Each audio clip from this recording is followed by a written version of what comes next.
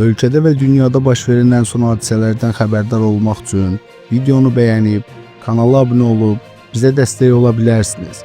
İndi isə keçək xəbərə. Xəbər verdiyimiz kimi Fuad Vahidoğlu Nəcəfli ötən gün Naxçıvan Muxtar Respublikasında Azərbaycan Respublikası Prezidentinin səlahiyyətli nümayəndəsi vəzifəsindən azad edilib. Səyyar TV Unikal Aza istinadən xəbər verir ki, Fuad Nəcəfli Naxçıvanda dövlət proqramı layihəsini gecikdirdiyinə görə işdən çıxarılıb. Qeyd edək ki, Fuad Nəcəfli 2022-ci ilin dekabr ayında həmin vəzifəyə təyin edilmişdi. Səyyar TV xəbər verir ki, Fuad Nəcəfli teleqrafa açıqlamasında işdən çıxarılmasından danışıb. Nəinki Naxçıvan, mən bütöv Azərbaycanımızın vurğunuyam. Bir canım var, o da bu vətənə qurban olsun.